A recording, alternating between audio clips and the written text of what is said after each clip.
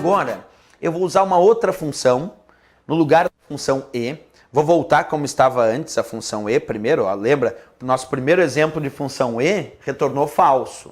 Mas agora eu vou pegar esses argumentos aqui e vou colocar numa função chamada ou. Observa que agora eu troquei a função. Olha lá, não é mais a função e. Agora no lugar da função e, eu coloquei a função ou. E a função ou tem outra historinha. Se a função e só retorna verdadeiro se todos os argumentos forem verdadeiros, na função ou só retorna falso se todos os argumentos forem falsos.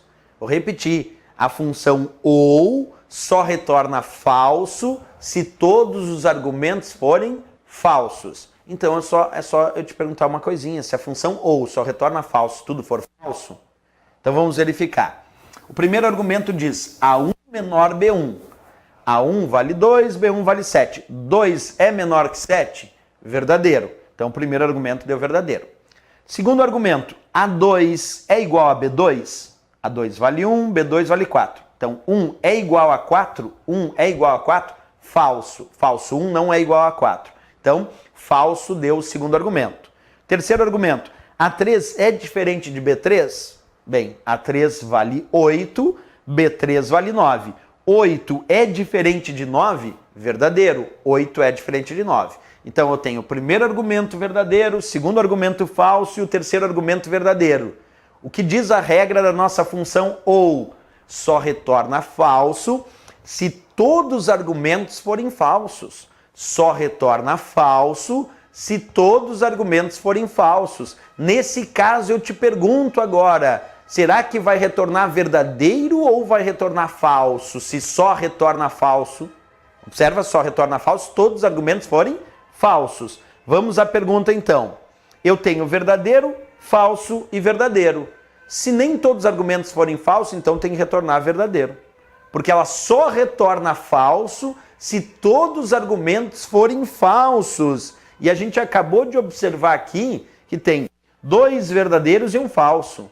Professor, mas então para a função ou retornar falso, tudo tem que ser falso? Sim. O primeiro argumento teria que ser falso, o segundo argumento teria que ser falso e o terceiro argumento teria que ser falso. Aí retornaria falso. Mas como nem todos os argumentos eram falsos, ela retornou verdadeiro. Essa é a regra da nossa função ou. Só retorna falso se todos os argumentos forem falsos, certo?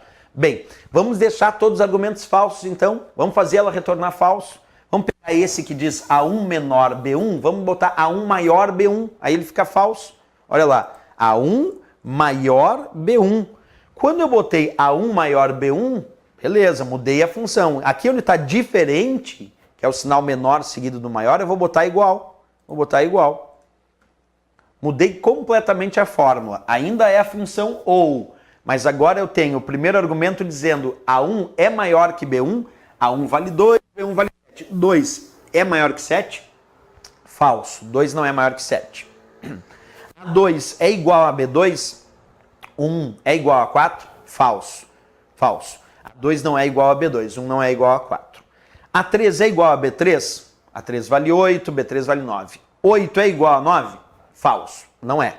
Então o primeiro argumento deu falso, o segundo argumento deu falso e o terceiro argumento deu falso também.